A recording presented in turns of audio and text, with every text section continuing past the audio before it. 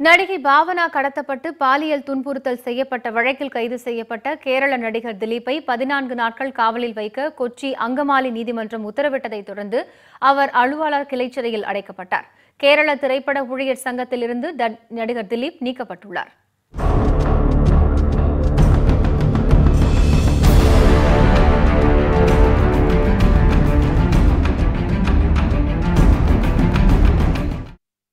கடந்த பிப்ரவரி மாதம் நடிகை பாவனா எர்ணாகுளம் மாவட்டம் அங்கமாலி அருகே தனது வீட்டுக்கு சென்று கொண்டிருந்தபோது இளைஞர்கள் சிலரால் காரில் கடத்திச் செல்லப்பட்டார்.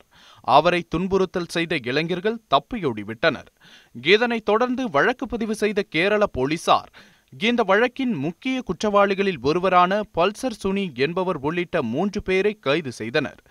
இந்த நிலையில் நடிகை பாவனா கடத்தப்பட்டு பாலியல் துன்புறுத்தல் செய்யப்பட்டதில் நடிகர் திலீப்பின் தலையீடு இருந்ததாக குற்றச்சாட்டு எழுந்தது.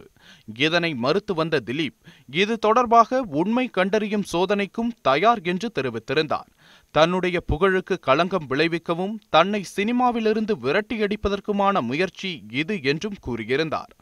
இந்த நிலையில் திங்கட்கிழமை காலை திலீப்பை அழைத்து விசாரித்த போலீசார் மாலையில் அவரை கைது செய்தனர்.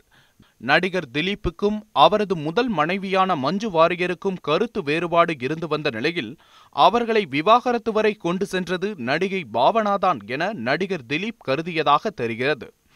இதனால் ஆத்திரமடைந்த திலீப் நடிகை பாவனாவை பழி வாங்குவதற்காக கூலிப்படையை வைத்து அவரை கடத்தியதாக போலீசார் தெரிவித்துள்ளனர். தற்போதைய மனைவியான நடிகை காவ்யா மாதவனுடன் ஏற்பட்ட காதலால் மஞ்சு வாரியர் பிரிந்து சென்று விட்டார். திலீப்பின் குடும்ப பிரச்சனையில் நடிகை பாவனாவை பலியாக்கிவிட்டதாக போலீஸ் வட்டாரங்கள் தெரிவிக்கின்றன.